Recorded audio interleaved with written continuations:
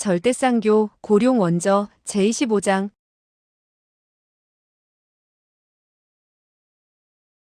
25. 사라졌던 사나이들. 소어와는 깜짝 놀라며 고개를 돌렸다.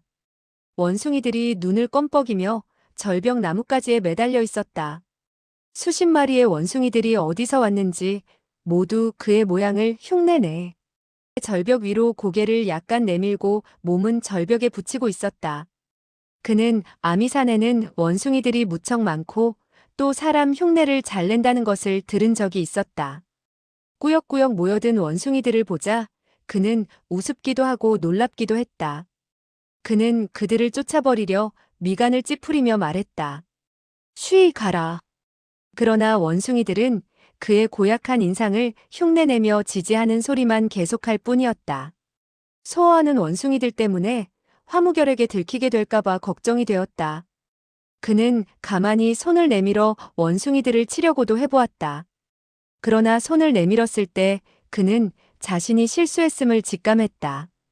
수십 마리의 원숭이들이 한꺼번에 달려들어 소어와에게 손을 내밀었던 것이다. 평시라면 아무런 두려움도 느끼지 않았을 것이지만 절벽에 매달려 있는 형편이었기 때문에 별 힘을 쓸 수가 없었다.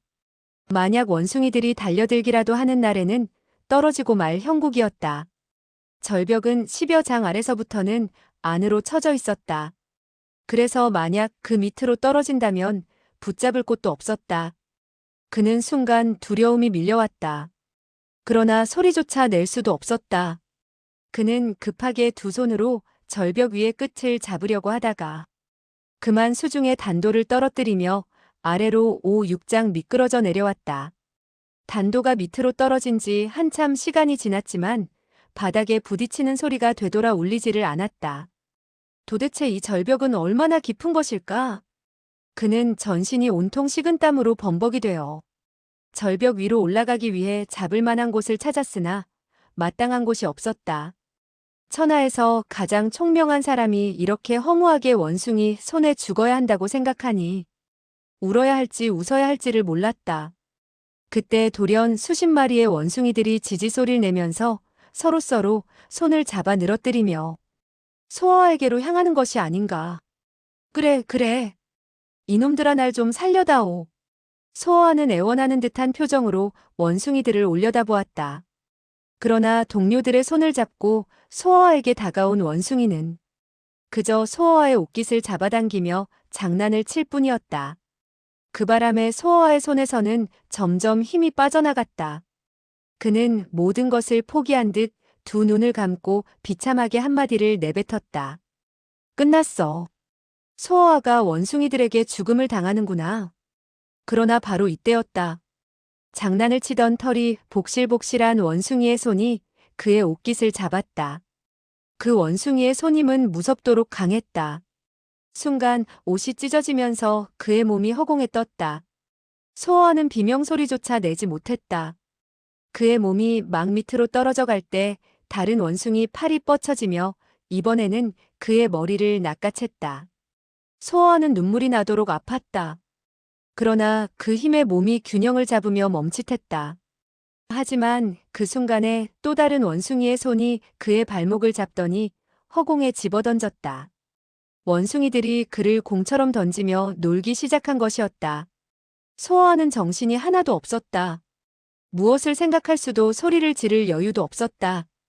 그가 거의 정신을 잃을 지경이 되었을 때 그는 돌연 털퍼덕하고 그의 몸이 땅에 떨어지는 것을 느꼈다.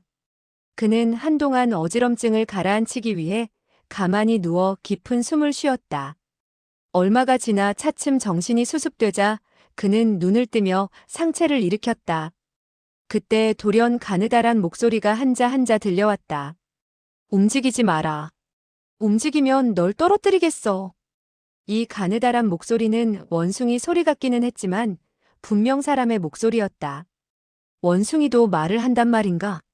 아니면 요괴라도 나타났단 말인가? 소어와가 주위를 살펴보고 비로소 자기가 절벽 위에 있는 것이 아니라는 것을 알았다. 그는 절벽에 나 있는 동굴 입구에 내던져져 있었던 것이다. 그는 어둠 속을 주시하며 떨리는 목소리로 입을 열었다. 넌 도대체 누구냐? 글쎄. 넌 사람이냐? 내가 사람일 것 같으냐? 소호하는 정신을 가다듬으면서 다시 말했다. 그래, 날 어쩔 셈이냐?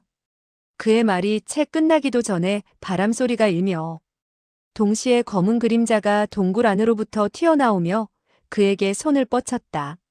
소호하는 아직 어지럼증이 완전히 가라앉지 않았을 뿐 아니라 절벽에 매달려 있느라고 지쳐 방어할 수가 없었다.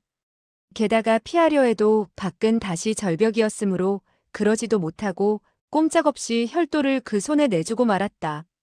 하나의 털북숭이 원숭이가 그를 향해서 웃고 있었다. 원숭이는 소어만큼이나 컸다.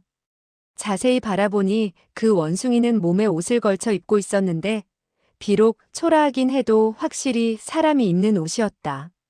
게다가 얼굴이 흡사 사람의 모양과 똑같았다. 그러나 두 눈은 눈알이 파여나가 움푹 꺼져 있었다. 소어는 놀랐다. 이 원숭이는 장님이면서도 다만 예민한 감각으로 자기의 혈도를 점했던 것이다. 제일 이상한 점은 이 원숭이가 머리카락과 수염이 길게 자라 있다는 점이었다. 그렇다고 사람이라고 보기에는 아무래도 원숭이 같았다. 그 원숭이는 껄껄 웃으면서 말했다. 내가 무엇 같은가? 사람 같기도 하고 원숭이 같기도 하단 말이지. 만약 너의 목소리를 듣지 못했다면 그저 원숭이로 생각했겠지. 그는 느낀 그대로를 말해버렸다. 이미 생사의 문제를 염두에 두고 있지 않았기 때문에 이 괴물이 자기를 어떻게 할 것인가에 대해서도 두려워하지 않았다. 그러나 이 원숭이는 화를 내지 않고 오히려 껄껄 웃으며 말했다. 말해주지. 난 원숭이 중에 사람 중에 원숭이지. 난 사람이라 해도 맞고 원숭이라 해도 틀리진 않아. 사람 중에 원숭이. 원숭이 중에 사람. 그렇다면 내가. 이때 또 다른 한 사람의 싸늘한 목소리가 들려왔다. 넌 그의 거짓말을 듣지 마라. 그는 사람이야. 다만 생긴 모양이 원숭이 같지. 그리고 원숭이와 오랫동안 생활했기 때문에 사람의 냄새를 풍기지 않는 것뿐이야. 동굴은 매우 넓었다. 동굴의 뒤쪽은 거의가 암흑이어서 아무것도 보이지 않았다. 말소리는 그 어둠 속에서 들려왔다. 당신은 또 누구요? 그러자 한 사람이 서서히 어둠 속에서 걸어 나왔는데 역시 온통 장발이었다. 그는 마치 오랫동안 병을 앓았던 것처럼 바짝 말라 있었다. 그러나 그의 눈만은 너무나도 투명하고 맑았다. 소어아가 한숨을 내쉬며 물었다. 당신은 사람이군. 그러나 도대체 누구요? 어째서 이런 곳에 있어? 또 어찌 이런 모양이요? 그 사람에게 물어봐라. 그 원숭이는 허리를 펴며 말했다. 저런 놈 이름은 알 것도 없다. 난 12성상 중에 헝과신군이다.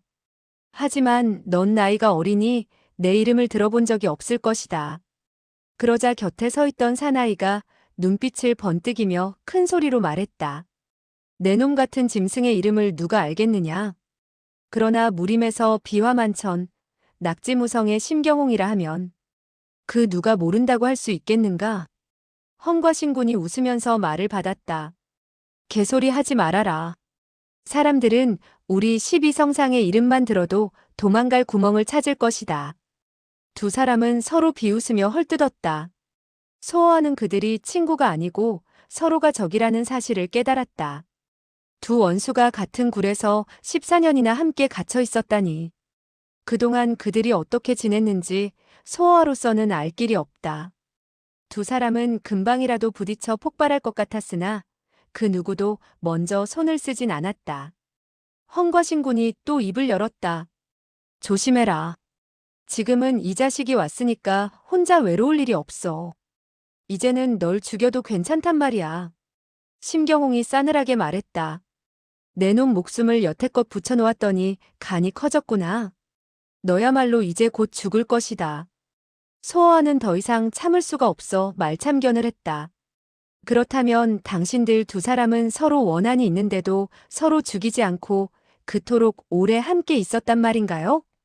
그리고 그 14년의 세월을 당신들은 시종이처럼 싸우고 욕하면서 지냈소? 심경홍이 씁쓸해한 웃음을 띄었다. 서로 싸우지 않았으면 어찌 그 긴 시간을 보낼 수 있었겠나? 헝과신군이 말했다. 그렇지 않았으면 난 벌써 그를 죽였을 거야. 그런데 당신들은 왜 탈출할 생각은 하지 않는 겁니까? 소어와의 물음에 헝과신군은 탄식을 했다. 나갈 수 있었다면 벌써 나갔지. 소어가 다시 물었다. 나가지 못한다면 어떻게 해서 들어온 것이죠? 심경홍이 대답했다. 줄을 사용했었지. 그럼 당신들이 내려온 뒤 누가 그 줄이라도 끊었단 말이오? 헝과신군이 입가에 웃음을 띠며 말했다. 누가 줄을 끊는단 말이야. 그때는 귀신도 없었어. 소어와는 이상한 생각이 들었다. 그럼 줄이 어디로 갔죠? 헝과신군은 옛일을 회상하는지 보이지 않는 눈을 들어 고개를 젖히고 이야기를 계속했다. 저 녀석은 그 물건들을 보자 너무 기뻐서 나에게 신경을 쓰지 않았었지. 그래서 내가 불로 줄을 태워버렸던 것이야. 심경홍이 탄식을 하며 말했다. 난 보물을 찾고 나서 들고 나가려 했지만 이미 줄은 타버리고 없었어. 그렇게 해서 보물들을 훔쳤던 저놈과 운송을 맡았던 나 심경홍이 강호에서 사라지게 된 것이야. 저 미련한 녀석은 나의 암기가 무서워 감히 달아나지는 못했지만 여기를 우리의 무덤으로 만든 것이야. 심경홍의 말이 끝나자 헝과신군은 껄껄 웃으며 입을 열었다. 난 너의 암기가 무서워 달아나지 못한 것이 아니야. 다만 기회를 봐서 너를 해치우고 그 보물을 다시 차지하려 했던 것뿐이지. 하지만 그는 한숨을 쉬었다. 지금까지 여기를 나가지 못하고 있으니 소어와는 여기까지 말을 듣자 비로소 이들에게 어떤 일이 있었는지를 알 수 있었다. 그러나 내가 한 가지 이해하지 못하는 것은 이토록 긴 세월 동안 당신들이 무엇으로 목숨을 이어왔는가 하는 것이요? 그건 당연히 내 재주지. 헝과신군의 자신 있는 말에 소어와가 다시 물었다. 당신은 헝과신군이니 자연히 원숭이에게 헝과하도록 할 수 있었겠죠? 원숭이의 성질은 천하에서 내가 가장 잘 알지. 돌을 원숭이들에게 던지면 곧 그들은 먹을 것을 동굴 밖에서 던져오지. 그들이 던진 것도 돌이면 어떡하죠? 헝과신군은 껄껄 웃었다. 밖의 절벽은 100장의 높이야. 어찌 돌이 있겠나? 그렇군요. 원숭이들은 먹을 것을 줍는 것이 돌을 줍는 것보다는 쉽겠군요. 원숭이가 먹는 것이면 우리도 먹을 수 있지. 하지만 그놈들은 자기들이 잊을만 할 때마다 가끔씩 이 장난을 받아줄 뿐이야. 결코 장난을 오래 하는 법이 없어. 소어와는 불현듯 그들의 메마른 몸을 보았다. 이제야 그 이유를 알 것 같았다. 그랬었군요. 이제부터 내가 먹을 것도 그런 것에 불과해. 그러나 안심해도 좋다. 10수년의 세월 동안 만난 사람이라고는 너 하나뿐인데 굶어 죽게 하지는 않을 테니까. 심경홍이 한마디 거들었다. 난 이 원숭이의 얼굴은 신물이 나도록 쳐다봤다. 이놈이 널 굶어 죽게 한다 해도 내가 못하게 할 거야. 헝과신군은 오랜만에 사람을 만났기 때문인지 연신 껄껄 웃으면서 짓거렸다. 이제부터 우리는 한 집안 사람이야. 어쩌면 40, 50년을 같이 살지도 모르지. 너의 이름이 무엇인지 좀 들어보자. 강어. 강어, 강어. 내가 정말 물고기라면 얼마나 좋겠나. 홍소어, 청증어, 선어. 아, 날 것으로 먹는다 해도 참 맛이 좋을 거야.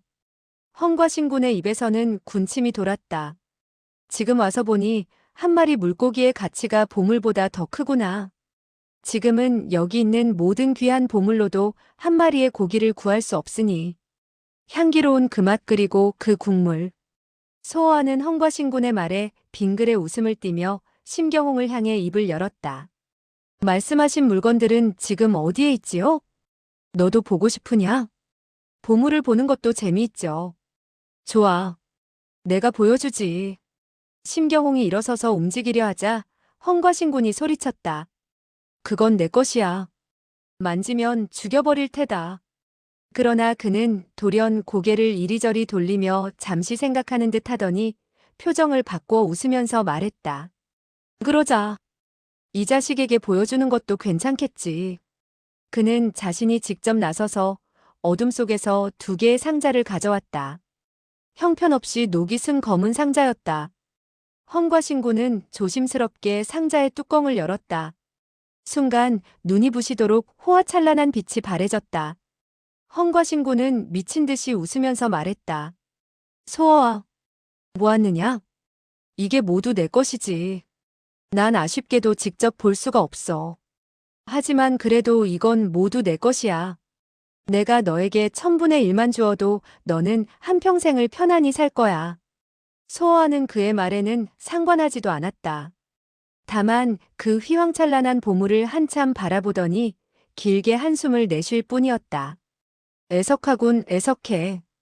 헝과 신군도 따라서 길게 한숨을 내쉬었다. 나라를 하나 살 만한 이런 보물이 아무런 소용도 없게 되었으니 정말 애석하지. 난 그것이 애석하다는 게 아니오. 이런 일이 애석하지 않으면 천하에 또 무엇이 애석하다는 말이냐? 내가 애석하게 여기는 것은 당신들이 날 너무 늦게 만났다는 것이오. 우리가 너를 늦게 만나다니. 당신들이 만약 1년 전에 날 만났다면 꽃 같은 세계에서 제왕같이 편안히 1년을 살았을 것이오. 또 10년 전에 만났다면 10년을 행복하게 살았을 것이오. 헝과 신구는 소어와의 이 말을 듣자 고개를 갸우뚱했다. 너의 말은? 내 말은 당신들이 이전에 날 만났더라면 내가 벌써 당신들을 구출했었을 것이라는 말이오. 그러자 한 손으로 심경홍을 붙잡으며 헝과 신구는 숨도 쉬지 못할 정도로 껄껄거리며 웃었다. 너도 들었지? 알고 보니 10수년 만에 온 손님이 미친놈인 모양이야. 심경홍은 소어와의 큰 2눈을 바라보면서 차분하게 말했다. 정말 그럴 수 있을지도 모르지. 헝과 신군이 말했다. 이 자식 말을 믿어? 심경홍이 말했다. 그가 우릴 속일 이유가 없지. 이곳은 어떤 수를 써도 안 돼. 우리가 10수년 동안이나 생각을 해봤지만 안 된 것을 이 꼬마가 금방 생각할 수 있단 말인가? 그건 당신들의 머리 구조가 나와 틀리기 때문이요. 이 말에 헝과 신구는 노했다. 너의 머리가 나보다 좋단 말이냐? 저의 머리는 당신들보다 20배 이상은 잘 돌아가죠. 개똥 같은 소리. 각하께선 화를 내지 마시오.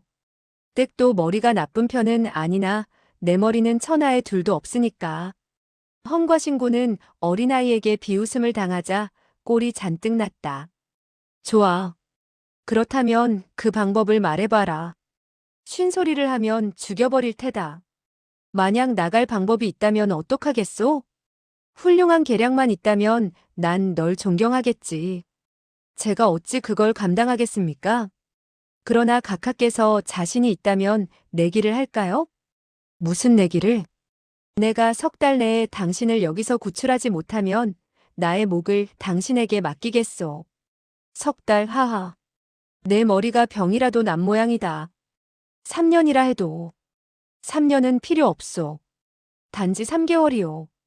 이 3개월 내에 정말 당신을 구출하면 어떻게 하겠소? 내가 10개의 목을 바쳐도 좋아. 각하의 목은 별로 예쁘지가 않아서 남에게 주어도 받지 않을 거요. 하나라도 많은데 10개라면 더욱 귀찮소. 만일 각하가 지신다면 날 무시했으니 다만 몇 대 때리겠소. 좋아, 너 이 자식. 사람을 어떻게 취급하느냐. 내가 진다면 어떻게 하든 좋다.